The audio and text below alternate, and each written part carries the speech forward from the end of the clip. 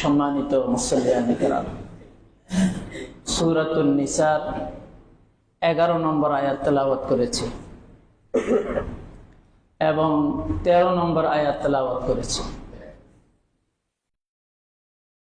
যতক্ষণ আলোচনা চলবে এতক্ষণ আপনাদের মনোযোগটা খুবই বেশি প্রয়োজন হবে। আপনাদের মনোযোগ আকর্ষণ করছি, কারণ এমন একটা বিষয় আজকে উপস্থাপিত হবে যে বিষয়টা জানা এবং কোরআনের সপক্ষের, কোরআনের পক্ষের যে সমস্ত প্রমাণ দলিলাদিল্লাহ সেগুলি আমাদের মন এবং মানসিকতা হৃদয়ে ধারণ করা আমাদের জন্য একান্ত জরুরি। আগে একটা ভূমিকা নিয়ে ফেলি। ইবনে তাইমিয়া রাহিমাহুল্লাহ তাআলা পৃথিবী বিখ্যাত একজন ইমাম। ওনার একটা কিতাব আছে আস-সারিমুল মাসলুল, বাংলা অর্থ হচ্ছে নাঙ্গা তরবারি। এই কিতাবের মধ্যে উনি একটা হাদিস নিয়ে এসেছেন।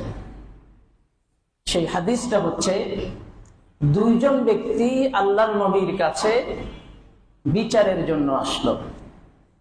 একজন হচ্ছে মুসলিম, আরেকজন হচ্ছে ইহুদি। রাসূলুল্লাহ উভয়ের অভিযোগ শুনে তাদের উভয়কে জেরা করার পরে আল্লাহর নবী রায় দিলেন। রায়টা চলে গেল ইহুদির পক্ষে। সুবহানাল্লাহ। এটা হচ্ছে ইসলামের বিচার, আদল এবং ইনসাফ। যখন ইহুদির পক্ষে রায় চলে গেল, তখন মুসলিম যেই ব্যক্তি আছে সেই ব্যক্তি রাগে ক্ষোভে সে ফেটে পড়ল। সে বলল যে আমি নামাজ পড়ি, রোজা রাখি, জিহাদের জন্য চাঁদা দেই, জিহাদে অংশগ্রহণ করি, নেই অন্যায় তো পরের কথা, ইহুদি কি করে রায় পায়? তো সে আল্লাহর রাসূলকে বলল, রুদ্দানা ইলা উমর, হাদিসের ভাষা, যে ইয়া রাসূলুল্লাহ, এই বিচারটা পুনর্বিবেচনার জন্য হযরতে উমরের কাছে আপনি আমাদেরকে পাঠান। দেখেন, আল্লাহর নবীর ফয়সালা হয়ে গেছে, সে আল্লাহর নবীর বিচারের উপরে আবার বিচার চাচ্ছে। তার ধারণা, ব্যাখ্যাকারীরা লিখছেন যে তার ধারণা আল্লাহর নবী তো রাহমাতুল লিল আলামিন, তিনি হয়তো ইহুদির প্রতি বেশি দয়া পরবশ হয়ে, বেশি একটু দয়ালু হয়ে ইহুদির পক্ষে রায় দিয়েছেন। কঠোর সিদ্ধান্তটা আল্লাহর নবী দেননি। ওমর রাদিয়াল্লাহু তাআলা আনহুর কাছে গেলে কঠোর সিদ্ধান্তটা পাওয়া যাবে, এই আশা তার। আল্লাহর নবী বললেন, ঠিক আছে, ইনতালিকা ইলা উমর, ঠিক আছে, তোমরা উভয়ে উমরের কাছে যাও।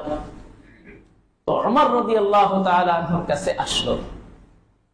আসার পরে ইহুদি বলতেছে, আল্লাহর নবী কিন্তু ফয়সালা দিয়েছেন, আমরা যে মামলাটা নিয়ে আপনার কাছে এসেছি সেটা রায় আল্লাহর নবী দিয়েছেন। এই ভাই, এই মুসলিম ব্যক্তি আল্লাহর নবীর রায়টাকে মনে প্রাণে গ্রহণ করে নেয় নাই, সেটাকে রিভিউ করতে চায়, পুনর্বিবেচনায় নিয়ে আবার বিচার চায়। এজন্য সে আল্লাহর নবীকে বলেছে আপনার কাছে এটার পুনর্বিবেচনার জন্য পাঠাতে। আল্লাহর নবী ওর কথা অনুযায়ী আমাদের দুজনকে আপনার কাছে পাঠিয়েছেন। হযরত ওমর রাদিয়াল্লাহু তাআলা আনহু ইহুদির কথা শোনার পরে মুসলিম ব্যক্তিকে লক্ষ্য করে বললেন, আল আমরু হাকাযা, ব্যাপারটা কি এমন? তো মুসলিম ব্যক্তি বলল যে হ্যাঁ, ব্যাপারটা এমন।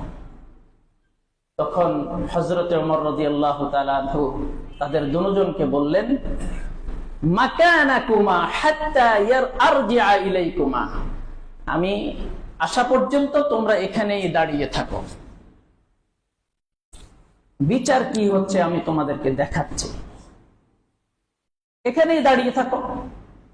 ভেতরে গেলেন, ফাখারাজা মুস্তামিলান আলা সাইফ, তরবারি নিয়ে আসলেন। আসার পরে তরবারিটাকে কোষ থেকে বের করলেন, বের করার পরে ওমর রাদিয়াল্লাহু তাআলা আনহু বললেন, যেই ব্যক্তি আল্লাহর নবীর ফয়সালা মানে না, আল্লাহর নবীর রায়ের উপরে যেই ব্যক্তি সন্তুষ্ট না, আমি ওমরের কাছে ওই ব্যক্তির বিচার হলো তার গর্দান উড়াইয়া দেওয়া। এই কথা বলে হযরতে ওমর রাদিয়াল্লাহু তাআলা আনহু ওই ব্যক্তির গর্দানটা উড়াইয়া দিলেন। ইহুদি ব্যক্তি যখন দেখলো এই কথা বলেই ওমর গর্দানটা ফেলে দিলেন, ইহুদি থরথর করে কাঁপতে থাকলো। সুযোগ বুঝে এসে দৌড় মারলো, দৌড়ে পালিয়ে আল্লাহর নবীর কাছে এসে বলল, ইয়া রাসূলুল্লাহ, আমরা তো ওমরের কাছে গিয়েছিলাম, মুসলিম ব্যক্তির গর্দান হযরত ওমর রাদিয়াল্লাহু তাআলা আনহু উড়িয়ে দিয়েছেন। আল্লাহর নবী যখন ইহুদি থেকে এই কথা শুনলেন, শোনার পরে আল্লাহর নবী বললেন, মা কুনতু আযুন্নু আন্না ওমর ইয়াজতারি আলা কতলি মুমিনিন। আরে আমার তো ধারণার মধ্যেই ছিল না হযরত ওমর কোন মুমিনকে হত্যা করতে পারে, এটা তো আমার ধারণার মধ্যেই ছিল না। কি হয়ে গেল? হযরত ওমর কি করলো? চতুর্দিকে আলাপ আলোচনা শুরু হয়ে গেল, সমালোচনা শুরু হয়ে গেল। হযরত ওমর একজন মুসলিমকে হত্যা করেছেন। হযরত ওমর রাদিয়াল্লাহু তাআলা আনহু যখন দেখলেন ওনাকে নিয়ে আলোচনা সমালোচনা, মন খারাপ হয়ে গেল। মন থেকে বললেন, হায়রে, আমি কি কোন মুমিনকে হত্যা করে ফেললাম নাকি? আল্লাহ পাক রব্বুল আলামিন দেরি করলেন না, সাথে সাথে হযরতে ওমর ফারুক রাদিয়াল্লাহু তাআলা আনহুর পক্ষে আল্লাহর হাবিবের কাছে আয়াত অবতীর্ণ করে দিলেন। সুবহানাল্লাহ। আল্লাহ পাক রব্বুল আলামিন আয়াত অবতীর্ণ করে বললেন, ফালা ওয়া রাব্বিকা লা ইউমিনুন হাত্তা ইউহাক্কিমুকা ফীমা শাজারা বাইনাহুম সুম্মা লা ইয়াজিদু ফী আনফুসিহিম হারাজাম মিম্মা কাদাইতা ওয়া ইউসাল্লিমু তাসলিমা। আল্লাহ পাক রব্বুল আলামিন আয়াত অবতীর্ণ করে বললেন যে আপনার রবের কসম, যেই ব্যক্তি,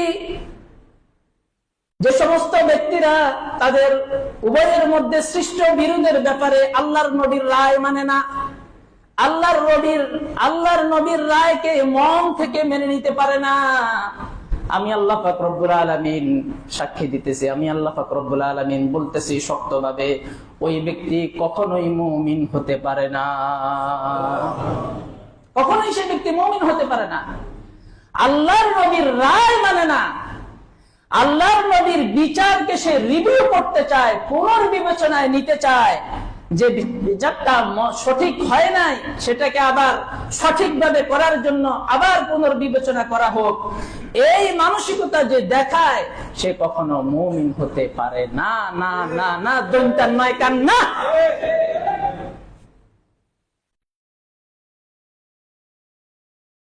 তিনশত 13 পৃষ্ঠা ব্যাপী নারী কমিশন।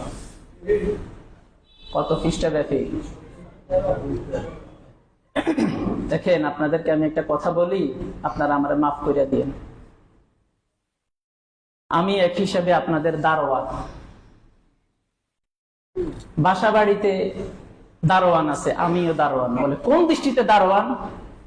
আপনাদের ঈমান আর আমলের হেফাজতের দারোয়ান। এই কোরআনের বিরুদ্ধে যদি আমরা কোরআন এই দেশে বাস্তবায়ন করতে পারতেছি না, সেটা আমাদের দুর্বলতা। কিন্তু কোন সরকার, সেটা যেই সরকারই হোক, একেবারে আরবের খুরমা খাজুর হোক, যত ভালো সরকারই হোক, ওই সরকারের আমলে যদি কোন কমিশন কোরআনের বিরুদ্ধে যুক্তি প্রদর্শন করে, কোরআনের আয়াতের বিরুদ্ধে যদি দাঁড়িয়ে যায়, তো ওই সরকারকেও আমরা সাময়িক তুলাধুনা করব, এটা আমার ঈমানের দায়িত্ব। সরকার যতই ভালো হোক।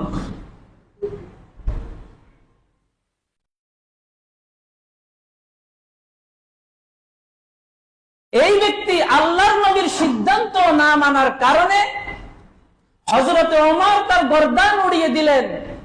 আল্লাহ আয়াত নাযিল করে সাপোর্ট করে বললেন যে ওমর কোনো ভুল করে নাই, যেই ব্যক্তি আল্লাহর নবীর সিদ্ধান্ত মানে না, ও কখনো মুসলমান না, সে মুনাফিক ছাড়া কিছুই হতে পারে না। তাহলে যারা 313 পৃষ্ঠাব্যাপী নারী নীতিমালা তৈরি করলো কোরআনের 10টা আয়াতের বিরুদ্ধে, কয়টা আয়াত? এরা কি মুসলমান? ফতোয়া আপনারা দেন, জোরে দেন। আমরা আমাদের মুসলিমদের অবস্থান, যে কোনো কারণে আমরা বিভিন্ন দলে বিভক্ত, কিন্তু বিভক্ত হলেও যেই দল করুক না কেন, আমরা একটা জরিপ করে দেখেছি, যখন কোরআনের বিরুদ্ধে কোন সরকার সরাসরি আইন করে, তখন আর উনি দল মত দেখে না, উনি কোরআনের পক্ষে চলে আসে। তখন আর বলে না যে আমার দল আমার দল আমার দল, এটা কখনোই বলে না। কারণ সেই শৈশবের মুক্তবে এই কোরআনের সাথে ওনার একটা মধুর সম্পর্ক তৈরি হয়েছে, এবং মৃত্যু পর্যন্ত এই কোরআনের সাথে ওনার এই সম্পর্কটা থাকবে। মাঝখানে অনেক ভুল বুঝাবুঝি, চোরাবালি, বিভিন্ন রকমের খেলা, বিভিন্ন ধরনের ষড়যন্ত্রের শিকার মুসলমান, কিন্তু এই জায়গায় এসে সবাই এক। আল্লাহ পাক রব্বুল আলামিন সূরা নিসার 11 নম্বর আয়াতে বললেন, আমাদেরকে আদেশ দিয়ে বললেন, তোমরা ছেলেদেরকে 2 অংশ দিবে, মেয়েকে 1 অংশ দিবে, এটা আল্লাহর ফয়সালা। আগের যে কথা আপনাদেরকে বলতেছিলাম সেটা ছিল রাসূলুল্লাহর ফয়সালা, আর এটা হচ্ছে আল্লাহ পাক রব্বুল আলামিনের ফয়সালা। আল্লাহর ফয়সালার দাম একটু বেশি না? তাদের যুক্তি, এই 11 নম্বর আয়াতের বিরুদ্ধে তাদের যুক্তি কি? যুক্তি যে ছেলেকে যদি অর্ধেক দেওয়া, 2 অংশ দেওয়া হয়, মেয়েকে 1 অংশ দেওয়া হয়, নারীর প্রতি বৈষম্য করা হয়। নাউযুবিল্লাহ, জোরে বলেন। আসল ব্যাপারটা এমন না। আসল ব্যাপারটা হচ্ছে এই যে তারা কোরআনের বিরোধিতা সরাসরি করছে, এটার একটা সিলসিলা আছে, ধারাবাহিকতা আছে। এদের একজন হেডমাস্টার আছে, প্রধান শিক্ষক আছে। এই প্রধান শিক্ষকের নাম বলতে পারবেন? এদের একজন হেডমাস্টার আছে, প্রধান শিক্ষক আছে। প্রধান শিক্ষকের নাম হচ্ছে ইবলিস। আমি আপনাদেরকে বুঝাচ্ছি, আগে ইবলিসের বিবরণটা শুনেন। সর্বপ্রথম এই পৃথিবীতে সবার আগে একমাত্র প্রথম ব্যক্তি, যেই ব্যক্তি আল্লাহর আদেশের বিরুদ্ধে, কোরআনের বিরুদ্ধে যুক্তি দাঁড় করিয়েছিল, সে হলো ইবলিস। এই হলো হেডমাস্টার, প্রধান শিক্ষক। কিভাবে? আল্লাহ পাক রব্বুল আলামিন আদম আলাইহিস সালামকে সৃষ্টি করার পরে বললেন যে সমস্ত ফেরেশতাদেরকে বললেন সিজদা করো। সমস্ত ফেরেশতা সিজদা করলো, আদম আলাইহিস সালামকে সম্মানিত করলো। ইবলিসকে যখন বলা হলো সিজদা করার জন্য, সে সাথে সাথে সিজদা করার জন্য যখন বলল, সাথে সাথে সে বলে দিল যে এই বিধান যুক্তিসম্মত নয়। ইবলিসের এই কথার সাথে, সেই কত হাজার বছর আগের সেই কথার সাথে বর্তমান নারী কমিশনের কথার সাথে এক চুল পরিমাণও বেশ কম নাই। এরা যে নারী কমিশন তৈরি করেছে, সেই নারী কমিশনের শুরুতে লেখা ধর্ম নারী আর পুরুষের মধ্যে বৈষম্য সৃষ্টি করেছে, এবং পরবর্তীতে বলছে এই বিধান, এই আয়াতের যে দাবি, এটা যুক্তিসম্মত নয়। শয়তান যখন আল্লাহ পাক রব্বুল আলামিন সিজদা করতে বললেন, শয়তান যুক্তি দিল যে আপনার এই আদেশ, আপনার এই বিধান যুক্তিসম্মত নয়। তো কেন? তো শয়তানের আল্লাহ পাক রব্বুল আলামিন, শয়তান যে কথা বলেছে আল্লাহ তুলে ধরতেছেন। قال ما منعك ألا تسجد إذ أمرتك قال أنا خير منه خلقتني من نار وخلقته من طين। শয়তানের যুক্তি, আপনি আদম আলাইহিস সালামকে মাটি দিয়ে বানাইছেন, আমাকে আগুন দিয়ে বানিয়েছেন। আগুনের মধ্যে থাকে আলো, মাটির মধ্যে থাকে অন্ধকার। অন্ধকারের চাইতে আলো হচ্ছে উত্তম, আর অন্ধকার হচ্ছে অনুত্তম। সুতরাং আমি যেহেতু আগুনের তৈরি, আমি আদম আলাইহিস সালাম থেকে উত্তম, আনা খায়র। সুতরাং আমি সবচাইতে ভালো। উনি মাটি তৈরি হয়েছে, অন্ধকার থেকে ওনাকে সৃষ্টি করা হয়েছে। সুতরাং ভালো উত্তম কখনো অনুত্তমকে সম্মান করতে পারে না। এই বিধান যুক্তি সম্মত না। এই যুক্তি শয়তান দাঁড় করিয়েছিল।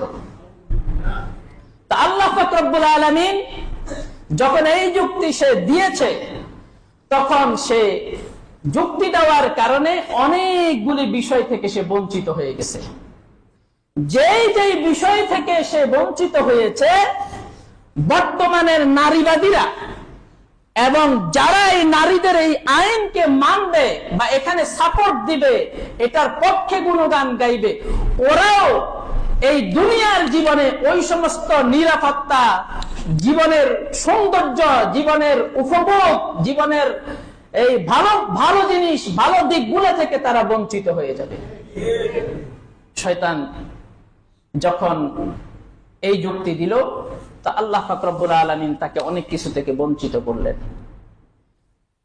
এই ঘটনার আগে শয়তান ৮০,০০০ বছর আল্লাহর ইবাদত করেছে। কত হাজার বছর? ৮০,০০০ বছর। এবং আল্লাহ পাক রব্বুল আলামিন শয়তানকে সারা পৃথিবীর রাজত্ব দিয়েছিলেন, আর জান্নাতে বসবাস করার অধিকার দিয়েছিলেন, ফ্যাসিলিটি দিয়েছিলেন। যখনই সে যুক্তি দিল, যুক্তি দেওয়ার সাথে সাথে আল্লাহ পাক রব্বুল আলামিন তার ৮০,০০০ বছরের ইবাদতের সওয়াব নষ্ট করে দিলেন।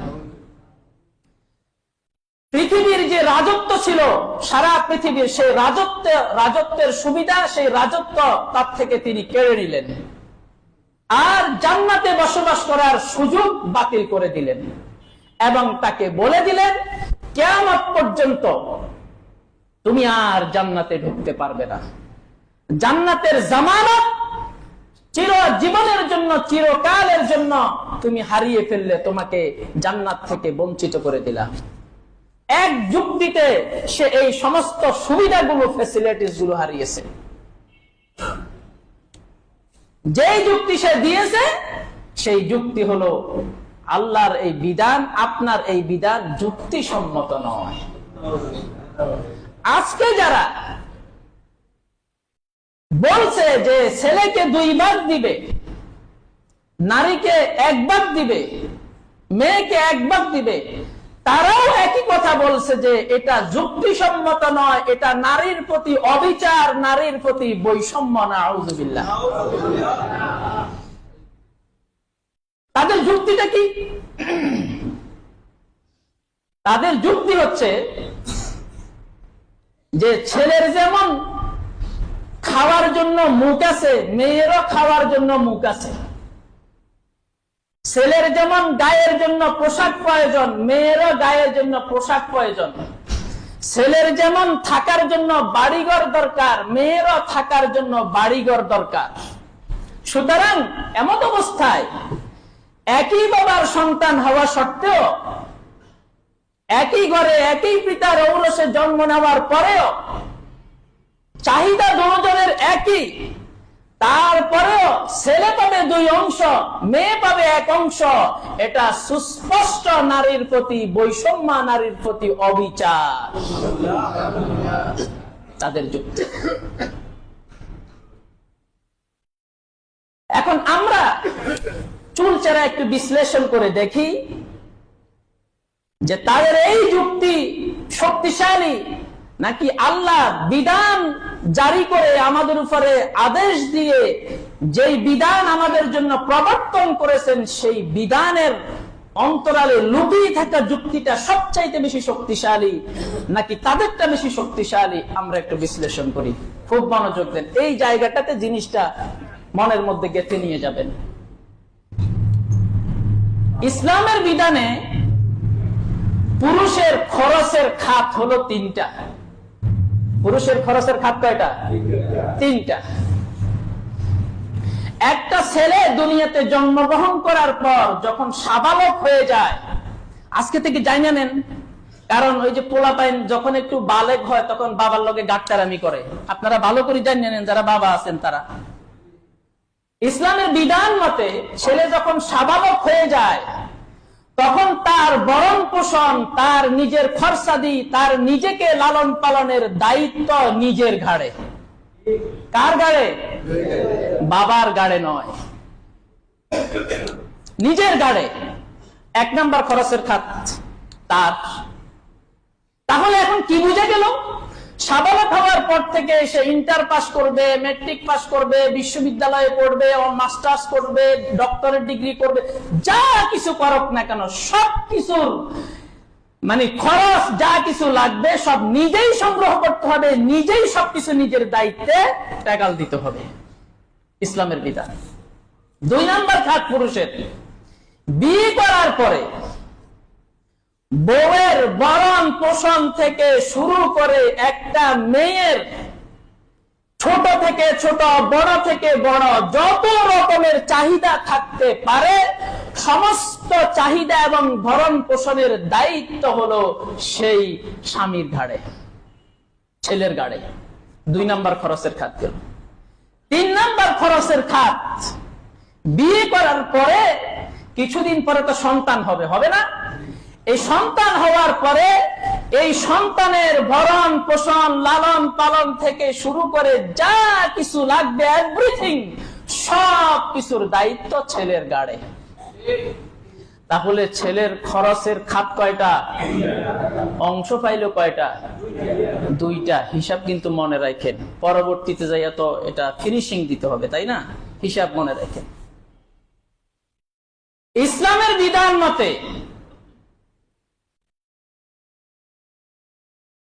মেয়ের কোনো খরচের খাত নাই। মেয়ের কোনো কি নাই? কিভাবে নাই?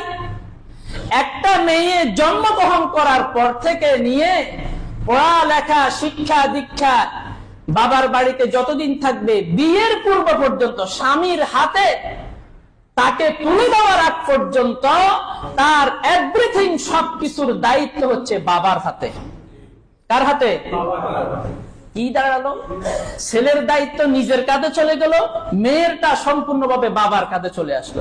এখানে প্রাসঙ্গিকভাবে আপনাদেরকে আরো বলে দেই, বাবা যদি না থাকে, অনেক পরিবারে হয় না বাবা যে অল্প বয়সে মারা যায়, তাহলে এখন মেয়ের দায়িত্ব, এখন মেয়ের দায়িত্ব ভাইয়ের ঘাড়ে। কার ঘাড়ে? আপনি ইসলামের বিধান মানেন আর না মানেন, ইসলাম তো দিয়ে দিয়েছে। ইসলামের বিধানের অসারতা তো আপনি প্রমাণ করতে পারবেন না। এবার বিয়ে হওয়ার পরে, বিয়ে হওয়ার পর থেকে নিয়ে মরণ পর্যন্ত তার এভরিথিং, সবকিছুর ভরণ পোষণের দায়ভার স্বামীর উপরে। স্বামী যদি না থাকে তাহলে ছেলেদের উপরে। ছেলে যদি না থাকে, ইসলামের বিধান আছে আত্মীয় স্বজনদের মধ্যে অভিভাবক কারা, তাদের উপরে। তারাও যদি কেউ না থাকে, ইসলামী রাষ্ট্রের বাইতুল মাল থেকে এই মহিলার ভরণ পোষণের ব্যবস্থা হবে। পুরুষের বেলায় আছে এরকম? নাই। তাহলে ছেলে পাইল দুই অংশ, তার খরচের খাত হলো তিনটা। মেয়ে পাইল এক অংশ, তার খরচের কোনো খাত নাই। তো ফিনিশিং এর জায়গায় এসে কে জিতলো? মেয়ে জিতলো না ছেলে জিতলো? ছেলের খরচ তো সেই বালেগ হওয়ার পর থেকেই শুরু, এবং মৃত্যু পর্যন্ত তার এই খরচের ভার বহন করতে হবে। শুধু এখানে না, ছেলের বেলায় মা বাবার দায়িত্ব তো তাকে বহন করতে হবে। তো আল্লাহ পাক রব্বুল আলামিন যে ছেলেকে দুই অংশ দিলেন, নারীকে এক অংশ দিলেন, এখন হিসাব করে দেখলে নারী সমান সমান না, বরং নারী বেশি পেয়েছে। ব্যাপারটা এমন দাঁড়ায় না? ছেলেরটা তো তিন খাতে খরচ হয়ে শেষ হয়ে যাবে, তো শেষ হয়ে গেলে তার নাই তো কিছু। নারীর কোন খরচের খাত নাই, নারীরটা তো জমায় রয়ে গেল, নারীটা তো জমায় রয়ে গেল। তো এরপরও যেই মুসলিম নিজেকে মুসলমান দাবি করে, আল্লাহ পাক রব্বুল আলামিনের সূরা নিসার সম্পদের এই সুষম বন্টনকে যেই ব্যক্তি এই আয়াতের বিরুদ্ধে প্রশ্ন তুলে যুক্তিসম্মত নয়, বৈষম্য করা হয়েছে, এটা কোনো মুসলমানের কাজ না, এটা হলো বেঈমান মুনাফিকের কাজ। আর কোন সরকার যদি তাদেরকে আশকারা দিয়ে থাকে, তাদেরকে উৎসাহ দিয়ে থাকে, তোমরা এইভাবে করো, এইভাবে করো, আমরা তোমাদের পিছনে আসি, তো সরকারও মুনাফিক। অন্যায় যে করে, অন্যায় যে সহে, দোনোজনের হুকুম একই। আমি বলছি না যে সরকার তাদেরকে আশকারা দিয়েছে, এটা আমি বলছি না। কারণ এই দেশের 90% মুসলিম নারী, এই নারীরা আল্লাহর বিধানের প্রতি সবসময় নত। এখন তাদেরকে সুকৌশলে আল্লাহর এই বিধানের বিরুদ্ধে দাঁড় করিয়ে দেওয়ার জন্য একটা অপচেষ্টা। আপনি দেখেন, এখন এরা তো হচ্ছে প্রকাশ্য শত্রু কোরআনের, অপ্রকাশ্য একটা শত্রু বাইরেছে, এটা একটু খেয়াল করেন। অপ্রকাশ্য শত্রু কি? কালকে দেখলাম টকশোতে আমাদের দেশের কিছু বুদ্ধিজীবী এরা যুক্তি দিতেছে। কি যুক্তি? খুব ভালো করে খেয়াল করেন। যুক্তিটা হচ্ছে যে আল্লাহ পাক রব্বুল আলামিন ছেলেকে 2 অংশ দিতে বলেছেন, নারীকে 1 অংশ দিতে বলেছেন। ঠিক আছে, আমরা কোরআনের এই বক্তব্যকে মানি এবং এটাকে ভুল বলি না। তবে আমরা পুরা কোরআন পড়ে দেখেছি, সমান দিলে তো কোনো গুনাহ হবে না। দেখছেন নি কারবারটা? বুঝেন নাই আপনারা কারবারটা কেমনে করে দিছে? দেখছেন, সমান দিলে কি হবে না, এ গুনাহ হবে কি হবে না এখন দেখাইতেছি আপনাদের।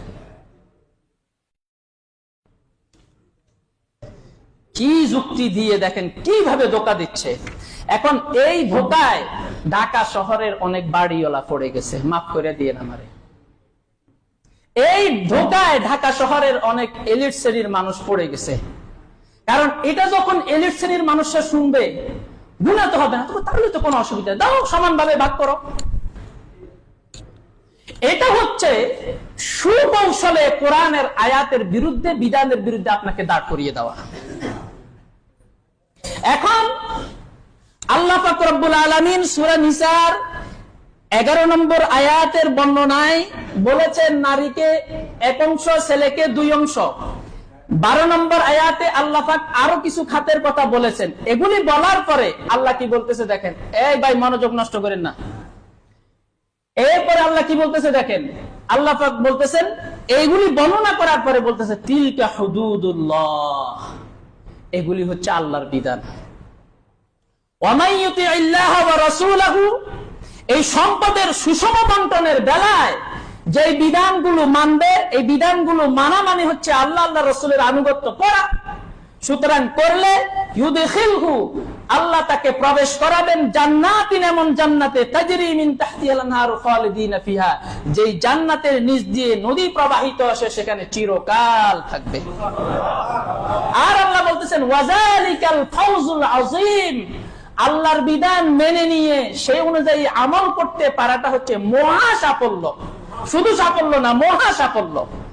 এরপরে আল্লাহ কি বলতেছে দেখেন, 14 নম্বর আয়াতে কি বলছে, ওয়ামাই ইয়াসিল্লাহ ওয়া রাসূলাহু, যে আল্লাহর রাসূলের অবাধ্যতা করবে, আল্লাহর অবাধ্যতা করবে, ওয়া ইয়াতাআদ্দা হুদুদাহু, আল্লাহর সীমারেখা যে ব্যক্তি লঙ্ঘন করবে, তার মানে হচ্ছে সম্পদের বন্টনের বেলায় ছেলেকে বলা হয়েছে 2 অংশ দিতে, মেয়েকে বলা হয়েছে 1 অংশ দিতে। এই বিধান যেই ব্যক্তি লঙ্ঘন করবে, ওয়া ইয়াতাআদ্দা হুদুদাহু, এই বিধান যারা লঙ্ঘন করবে, ইউদখিলহু নারান খালিদান ফিহা, চিরকালের জন্য আল্লাহ পাক রব্বুল আলামিন তাকে জাহান্নামে প্রবেশ করাইয়া দিবেন। ওয়ালাহুম আযাবুম মুহিন, তার জন্য রয়েছে লাঞ্ছনাদায়ক শাস্তি, যে এই কাজটা করবে। এখন বলেন গুনাহ আছে কি নাই? হ্যাঁ, সুকৌশলে কিভাবে আপনাকে আল্লাহর বিধানের বিরুদ্ধে দাঁড় করিয়ে দিতেছে দেখছেন। এদের ব্যাপারটা হচ্ছে, আবার এরা বলে কি জানেন, এরা বলে যে আমরা তো প্রতি রাতে কোরআন পড়ি। প্রতি রাতে কি করি? প্রতি রাতে ওনারা কোরআন পড়ে, আর কোরআন পড়ার পরে সুকৌশলে মানুষকে আল্লাহর বিধানের বিরুদ্ধে উস্কে দেওয়া, দাঁড় করিয়ে দেওয়া, এটাই তারা বুঝেছে। তো এই যে বিধান, এটাকে যদি বাস্তবায়ন করা হয় তো আমাদের পরিবারে পরিবারে ঝগড়া জাতি এমন ভাবে লাগবে, পরিবার কথা বলতে মায়া মোহাব্বত পরিবারের ভিতরে কিছুই থাকবে না, ধ্বংস হয়ে যাবে। পশ্চিমাদের সেই এজেন্ডা, সরকারের ঘাড়ে কিছু এনজিও চেপে বসেছে, বিদেশি কিছু এনজিও চেপে বসেছে। ওই এনজিও গুলা এই কাজগুলা করার জন্য এবং আমাদেরকে একটা বিরোধী অবস্থানে দাঁড় করিয়ে দেওয়ার জন্য এই ষড়যন্ত্র গুলা করতেছে। এই ষড়যন্ত্র কিন্তু আজকের না। বাংলাদেশে এই আল্লাহর বিধানের বিরুদ্ধে যুক্তি দাঁড় করিয়েছিল প্রথম কোন ব্যক্তি জানেন? হেডমাস্টারের কোন ছাত্রী সর্বপ্রথম আল্লাহর বিধানের বিরুদ্ধে যুক্তি দাঁড় করিয়েছিল? বাংলাদেশে প্রথম।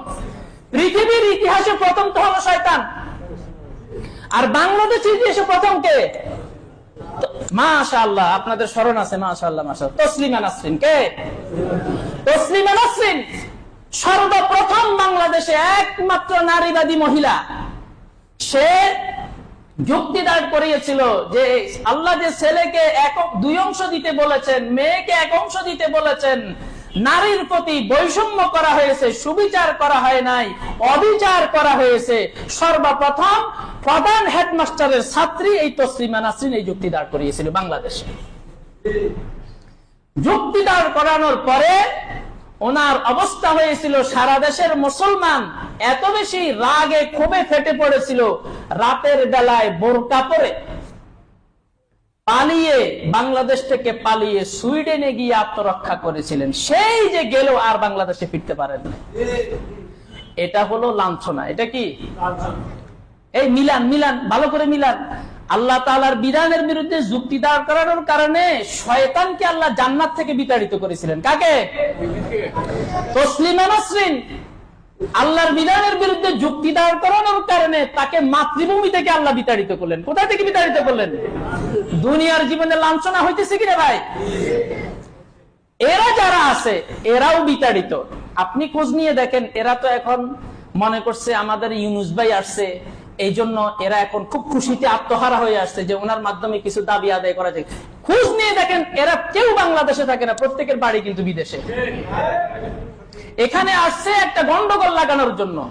সুস্পষ্ট কথা, আমরা বিভিন্ন জন মুসলমান বিভিন্ন দল করতে পারি, কিন্তু এই জায়গায় কোরআনের বিরুদ্ধে দাঁড়াইলে তখন কি হেফাজত, জামাত, ইসলামী আন্দোলন, অমুক তমুক, আওয়ামী লীগ, বিএনপি, জাতীয় পার্টি, কোন দল নাই। কারণ এটা তো আমার জান আর প্রাণ। আমি এটা নিয়েই তো কোরআন কবরে যাবো, এটাই তো জীবনের প্রথম শুরু করেছিলাম, এটা দিয়ে তো আমার নামাজ, এটা দিয়েই তো আমার সম্পর্ক, সকাল সন্ধ্যা এটাই তো তেলাওয়াত করি, এটার সাথে তো আমি নিয়মিত চুমু খাই।